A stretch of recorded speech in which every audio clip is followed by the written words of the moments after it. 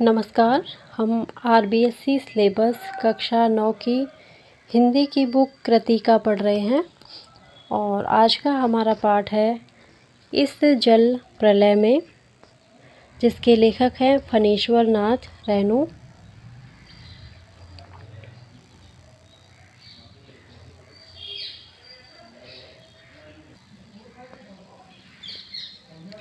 मेरा गांव ऐसे इलाके में है जहां हर साल पश्चिम, पूरब और दक्षिण की कोसी, पनार, महानंदा और गंगा की बाढ़ से पीड़ित प्राणियों के समूह आकर पनाह लेते हैं।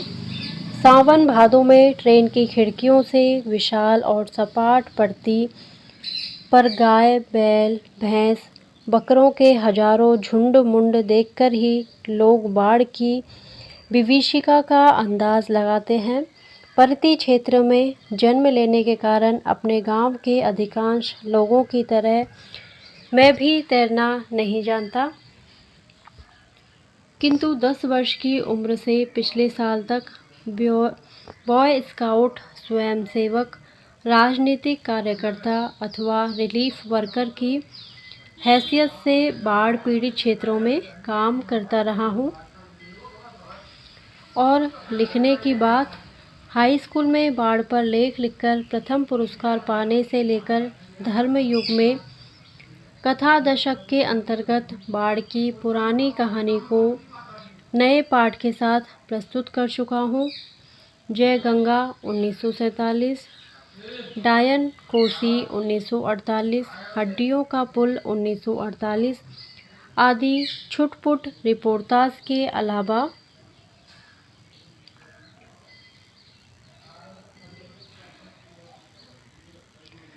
मेरे कई उपन्यासों में बाढ़ की विनाश लीलाओं के अनेक चित्र अंकित हुए हैं, किंतु गांव में रहते हुए बाढ़ से घिरने और बहने, भसने और भोगने का अनुभव कभी नहीं हुआ। वह तो पटना शहर में सन 1967 में ही हुआ, जब 18 घंटे की अविराम वृष्टि के कारण पुनपुन का पानी राजेंद्र नगर, कंकड़बाग तथा अन्य निचले हिस्सों में घुस आया था। अर्थात बाढ़ को मैंने भोगा है शहरी आदमी की हैसियत से। इसलिए इस बार जब बाढ़ का पानी प्रवेश करने लगा, पटना का पश्चिमी इलाका छाती भर पानी में डूब गया, तो हम घर में ईंधन, आलू, मोमबत्ती, दिया, सिलाई, पीने का पानी और कंपोस्ट की गोलियां जमा कर बैठ गए और प्रतीक्षा करने लगे।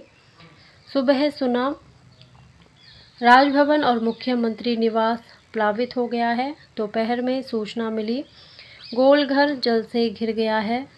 यों सूचना बंगला में इस वाक्य से मिली थी, जानो गोलघर डूबे गे छे। और 5 बजे जब कॉफ़ी हाउस जाने के लिए तथा शहर का हाल मालूम करने निकला तो रिक्शे वाले ने हंसकर कहा, अब कहाँ जाइएगा, कॉफ़ी हाउस में तो अबेले पानी आ गया होगा। चलो पानी कैसे घुस गया है वही देखना है, कहकर हम रिक्शा पर बैठ गए। साथ में नई कविता के एक विशेषज्ञ व्याख्याता आचार्य कवि मित्र थे, जो मेरी अनवरत अनर्गल अनगढ़ गद्य में स्वागतोक्ति से कभी बोर नहीं होते। धन्य है।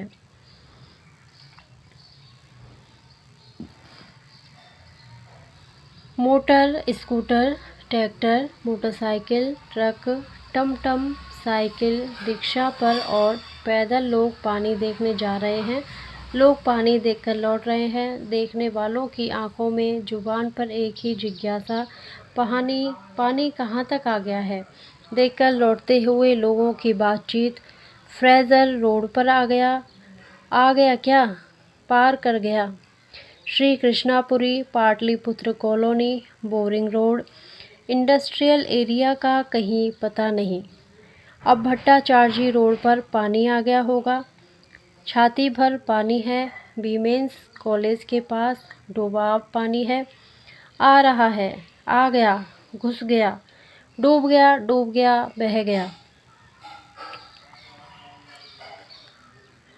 हम जब कॉफ़ी हाउस के पास पहुँचे, कॉफ़ी हाउस बंद कर दिया गया था। सड़क के किनारे एक मोटी डोरी की शक्ल में गेरुआ झाग फैन में उलझा पानी तेजी से सरकता आ रहा था।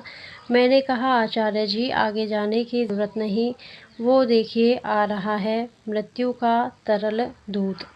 आतंक के मारे मेरे दोनों हाथ बरबस जुड़ गए और सभय प्रणाम निवेदन में मेरे मुंह से कुछ अस्फुट शब्द निकले।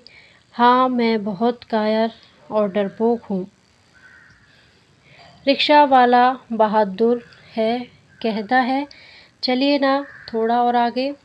भीड़ का एक आदमी बोला, ए रिक्शा, करंट बहुत तेज़ है, आगे मत जाओ। मैंने रिक्शा वाले से अनुनय भरे स्वर में कहा, लौटा ले भैया, आगे बढ़ने की ज़रूरत नहीं। रिक्शा मोड़कर हम अप्सरा सिनेमा शो बंद के बगल से गांधी मैदान की ओर चले। पैलेस होटल और इंडियन एयरलाइंस दफ्तर के सामने पानी भर रहा था। पानी की तेज धारा पर लाल हरे नियन विज्ञापनों की परछाइयाँ सैकड़ों रंगीन सांपों की सृष्टि कर रही थी। गांधी मैदान की रेलिंग के सहारे हजारों लोग खड़े देख रहे थे। दशहरा के दिन रामलीला के राम के रथ की प्रतीक्षा में जितने लोग रहते हैं उससे कम नहीं थे। गांधी मैदान के आनंद उत्सव, सभा, सम्मेलन और खेलकूद की सारी स्मृतियों पर धीरे धीरे एक गैरिक आवरण आच्छादित हो रहा था। हरियाली पर शनह शनह पानी फिरते देखने का अनुभव सर्वथा नया था। इसी बीच एक अधेड़, मुस्टंड और गंवार जोर जोर से बोल उठा, ईह! जब दानापुर डूब रहा था तो पटनिया बाबू लोग उलटकर देखने भी नहीं गए। अब बूझो। मैंने अपने आचार्य कवि मित्र से कहा, पहचान लीजिए, यही है वह आम आदमी जिसकी खोज हर साहित्यिक गोष्ठियों में होती रहती है। उसके वक्तव्य में दानापुर के बदले उत्तर बिहार अथवा कोई भी बाढ़ग्रस्त ग्रामीण क्षेत्र जोड़ दीजिए। शाम के 7:30 बज चुके और आकाशवाणी के पटना केंद्र से स्थानीय समाचार प्रसारित हो रहा था। पान की दुकानों के सामने खड़े लोग चुपचाप उत्कर्ण होकर सुन रहे थे। पानी हमारे स्टूडियो की सीढ़ियों तक पहुंच चुका है और किसी भी क्षण स्टूडियो में प्रवेश कर सकता है। समाचार दिल दहलाने वाला था। कलेजा धड़क उठा। मित्र के चेहरे पर भी आतंक की कई रेखाएं उभरी, किंतु हम तुरंत ही सहज हो गए, यानी चेहरे पर चेष्टा करके सहजता ले आए, क्योंकि हमारे चारों ओर कहीं कोई परेशान नजर नहीं आ रहा था। पानी देखकर लौटते हुए लोग आम दिनों की तरह हंस बोल रहे थे, बल्कि आज तनिक अधिक ही उत्साहित थे। हाँ, दुकानों में थोड़ी हड़बड़ी थी। नीचे के सामान ऊपर किए जा रहे थे। रिक्शा, टमटम, ट्रक और टेम्पो पर सामान लादे जा रहे थे। खरीद बिक्री बंद हो चुकी थी। पान वालों की बिक्री अचानक बढ़ गई। आसन्न संकट से कोई प्राणी आतंकित नहीं दिख रहा था। पान वाले के आदमकद आईने में उतने लोगों के बीच हमारी ही सूरतें मुहर्रमी नजर आ रही थी। मुझे लगा, अब हम यहाँ थोड़ी देर भी ठहरेंगे तो वहाँ खड़े लोग किसी भी क्षण ठठाकर हम पर हंस सकते थे। जरा इन बुज़दिलों का हुलिया देखो, क्योंकि वहाँ ऐसी ही बातें चारों ओर से उछाली जा रही थी। एक बार डूब ही जाए, धनुषकोटि की तरह पटना लापता न हो जाए कहीं, सब पाप धुल जाएगा। चलो गोलघर के मुंडे पर ताश की गड्डी लेकर बैठ जाएं। बिस्कोमान बिल्डिंग की छत पर क्यों नहीं? भाई, यही माकूल मौका है। इनकम टैक्स वालों को ऐन ऐसी मौके पर काले कारोबारियों के घर पर छापा मारना चाहिए। आसामी पामाल। राजेंद्र नगर चौराहे पर मैगजीन कॉर्नर की आखिरी सीढ़ियों पर पत्र पत्रिकाएं पूर्ववत बिछी हुई थी। सोचा एक सप्ताह की खुराक एक साथ ही ले लूं। क्या क्या ले लूं? हेडली चेज या एक ही सप्ताह में फ्रेंच जर्मन सिखा देने वाली किताबें अथवा योग सिखाने वाली कोई सचित्र किताब। मुझे इस तरह किताबों को उलटते पलटते देखकर दुकान का नौजवान मालिक कृष्णा पता नहीं क्यों मुस्कुराने लगा। किताबों को छोड़ कई हिंदी, बांग्ला और अंग्रेजी सिने पत्रिकाएं लेकर लौटा। मित्र से विदा होते हुए कहा, पता नहीं कल हम कितने पानी में रहे। बहरहाल जो कम पानी में रहेगा वह ज़्यादा पानी में फंसे मित्र की सुध ही लेगा। फ्लैट में पहुंचा ही था कि जनसंपर्क की गाड़ी भी लाउड स्पीकर से घोषणा करती हुई राजेंद्र नगर पहुंच चुकी थी। हमारे गोलंबर के पास कोई भी आवाज़ चारों बड़े ब्लॉकों की इमारतों से टकराकर मंडराती हुई 4 बार प्रतिध्वनि होती है।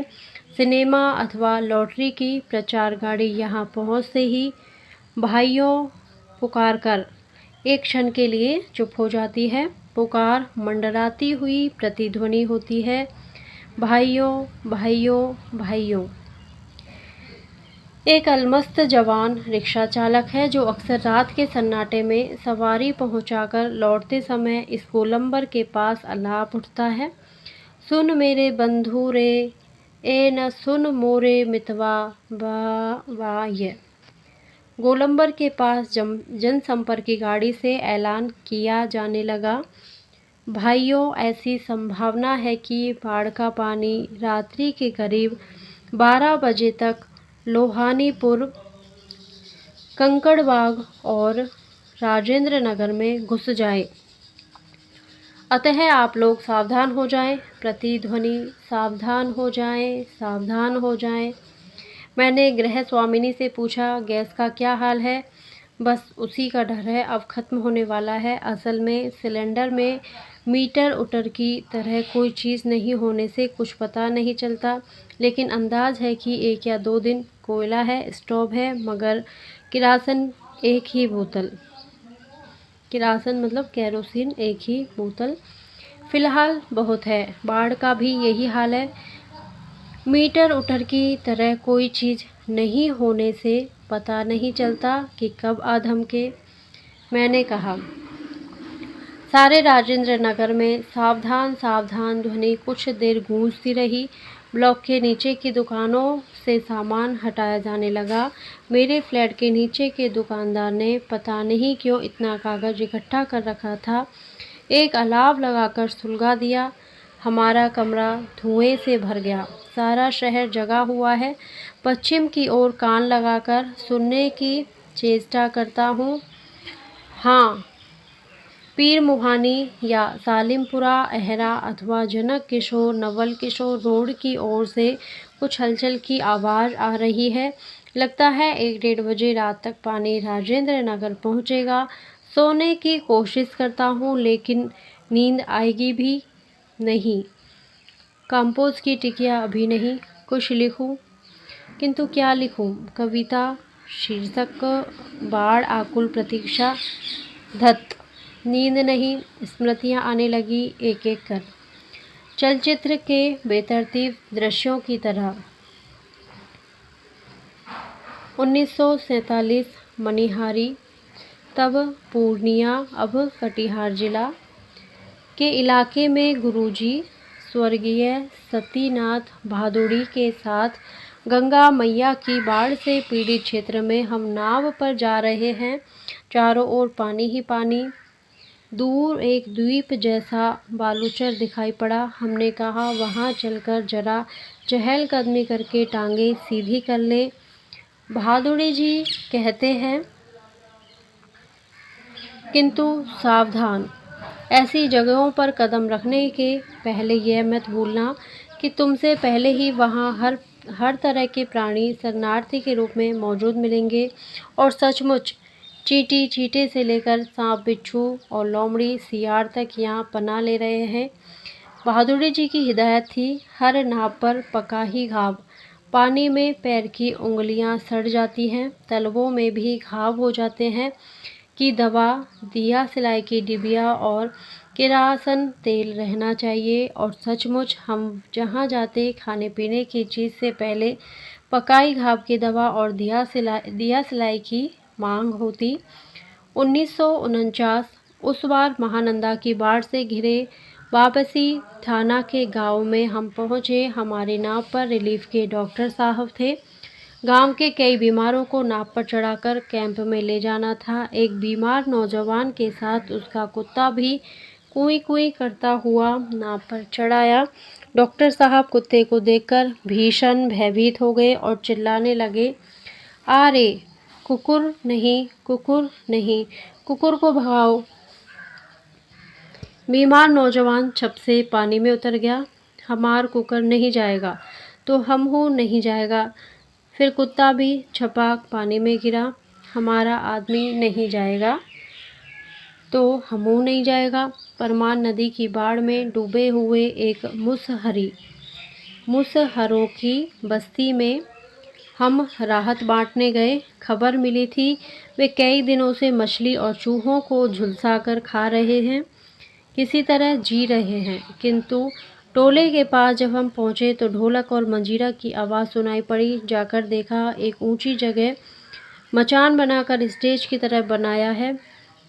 बलवाही नाच हो रहा था। लाल साड़ी पहनकर काला कलूटा नटुआ दुल्हन का हावभाव दिखला रहा था, यानी वह धानी है,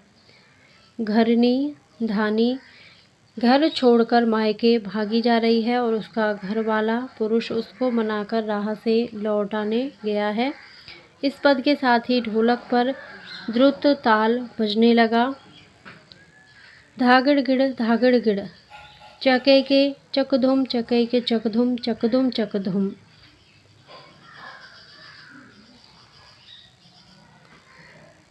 कीचड़ पानी में लथपथ भूखे प्यासे नर-नारियों के झुंड में मुक्त खिलखिलाहट लहरें लेने लगती हैं। हम रिलीफ बांटकर भी ऐसी हंसी उन्हें दे सकेंगे क्या? शास्त्री जी, आप कहाँ हैं? बलवाही नाच की बात उठते ही मुझे अपने परम मित्र भोला शास्त्री की याद हमेशा क्यों आ जाती है। यह एक बार 1937 में सिमरवनी शंकरपुर में बाढ़ के समय नाव को लेकर लड़ाई हो गई थी। मैं उस समय बालचर बॉय स्काउट था। गांव के लोग नाव के अभाव में केले के पौधे का भेला बनाकर किसी तरह काम चला रहे थे और वहीं जमींदार के लड़के नाव पर हारमोनियम तबला के साथ झिंझिर जल विहार करने निकले थे। गांव के नौजवानों ने मिलकर उनकी नाव छीन ली। थोड़ी मारपीट भी हुई थी और 1967 में जब पुनपुन का पानी राजेंद्र नगर में घुस आया था, एक नाव पर कुछ सजे धजे युवक और युवतियों की टोली किसी फिल्म में देखे हुए कश्मीर का आनंद घर बैठे लेने के लिए निकली। नाव पर स्टोव जल रहा था, केतली चढ़ी हुई थी, बिस्कुट के डिब्बे खुले हुए थे। एक लड़की प्याली में चम्मच डालकर एक अनोखी अदा से नेस्कैफे के पाउडर को मथ रही थी, एस्प्रेसो बना रही थी शायद। दूसरी लड़की बहुत मनोयोग से कोई सचित्र और रंगीन पत्रिका पढ़ रही थी। एक युवक दोनों पांवों को फैलाकर बांस की लग्गी से नाव खे रहा था। दूसरा युवक पत्रिका पढ़ने वाली लड़की के सामने अपने घुटने पर कोहनी टेककर कोई मनमोहक डायलॉग बोल रहा था। पूरे वॉल्यूम में बजते हुए ट्रांजिस्टर पर गाना आ रहा था। हवा में उड़ता जाए मोरा लाल दुपट्टा मलमल का, हो जी। हमारे ब्लॉक के पास गोलंबर में नाव पहुंची थी कि अचानक चारों ब्लॉक की छतों पर खड़े लड़कों ने एक ही साथ किलकारियों, सीटियों, फब्तियों की वर्षा कर दी और इस गोलंबर में किसी भी आवाज़ की प्रतिध्वनि मंडरा कर गूंजती है। सो सब मिलाकर स्वयं ही जो ध्वनि संयोजन हुआ उसे बड़े से बड़े गुणी संगीत निर्देशक बहुत कोशिश के बावजूद नहीं कर पाते। उन फूहड़ युवकों की सारी एग्जिबिशनिज्म तुरंत छूमंतर हो गई और युवतियों के रंगे लाल लाल ओठ और गाल काले पड़ गए। नाव पर अकेला ट्रांजिस्टर था जो पूरे दम के साथ मुखर था। नैया तोरी मजदार, होशियार होशियार, काहो राम सिंगार, पनिया आ रहलो है, ऊहू न आ रहलो है। 2:30 बज गए मगर पानी अब तक आया नहीं। लगता है कहीं अटक गया, अथवा जहाँ तक आना था आकर रुक गया, अथवा तटबंध पर लड़ते हुए इंजीनियरों की जीत हो गई शायद, या कोई देवी चमत्कार हो गया। नहीं तो पानी कहीं भी जाएगा तो किधर से? रास्ता तो इधर से ही है। चारों ब्लॉकों के प्राय सभी फ्लैटों की रोशनी जल रही है, बुझ रही है। सभी जगे हुए हैं। कुत्ते रह रहकर सामूहिक रुदन करते हैं और उन्हें राम सिंगार की मंडली डांटकर चुप करा देती है। चुप चुप। मुझे अचानक अपने उन मित्रों और स्वजनों की याद आई जो कल से ही Pataliputra colony, Shri Krishnapuri, Boring Road के अथाह जल में घिरे हैं। जितेंद्र जी, विनीता जी, बाबू भैया, इंदिरा जी पता नहीं कैसे हैं, किस हाल में हैं वे। शाम को एक बार पड़ोस में जाकर टेलीफोन करने के लिए चोंगा उठाया। बहुत देर तक कई नंबर डायल करता रहा।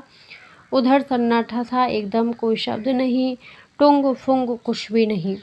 बिस्तर पर करवट लेते हुए फिर एक बार मन में हुआ कुछ लिखना चाहिए, लेकिन क्या लिखना चाहिए? कुछ भी लिखना संभव नहीं और ज़रूरी है कि कुछ लिखा ही जाए। नहीं, पिछले साल अगस्त में नरपतगंज थाना चकरदाहा गांव के पास छाती भर पानी में खड़ी एक आसन्न प्रसवा हमारी ओर गाय की तरह टुकुर टुकुर देख रही थी। नहीं, अब भूली बिसरी याद नहीं। बेहतर है आंखें मूंदकर सफ़ेद भेड़ों के झुंड देखने की चेष्टा करूं। उजले उजले सफ़ेद भेड़, सफ़ेद भेड़ों के झुंड झुंड, किंतु सभी उजले भेड़ अचानक काले हो गए। बार बार आंखें खोलता हूँ, मूंदता हूँ, काले को उजला करना चाहता हूँ।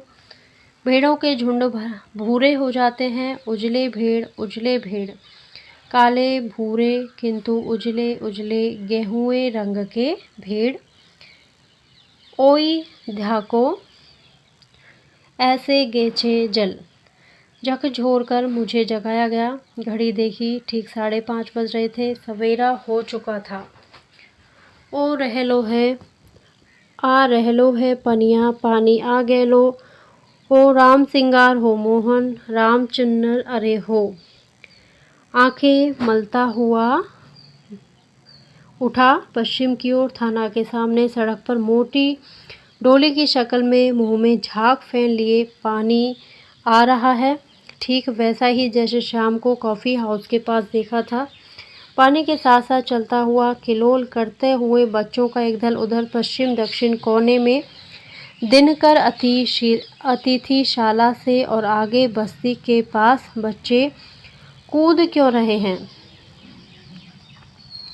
नहीं, बच्चे नहीं, पानी है। वहाँ मोड़ है, थोड़ा अवरोध है, इसलिए पानी उछल रहा है। पश्चिम उत्तर की ओर ब्लॉक नंबर 1 के पास पुलिस चौकी के पिछवाड़े में पानी का पहला रेला आया।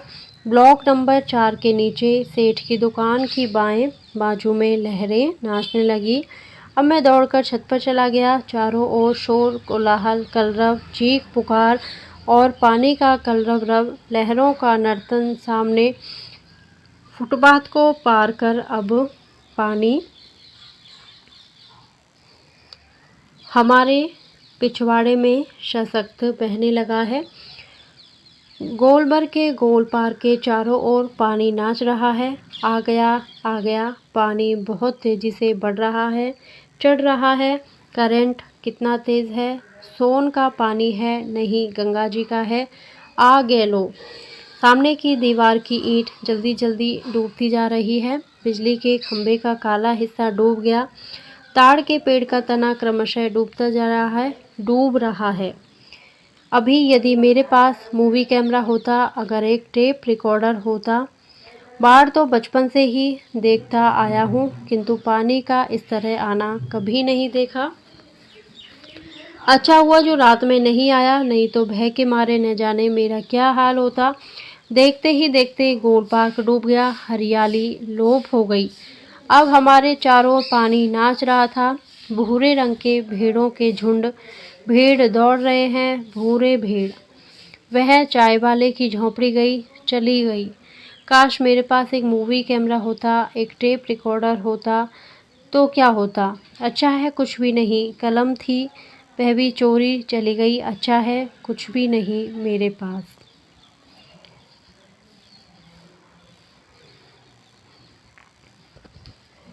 अब है प्रश्न अभ्यास और इसी के साथ ही हमारा ये पाठ पूरा होता है।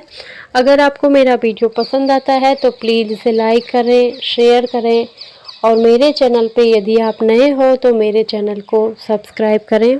Thank you.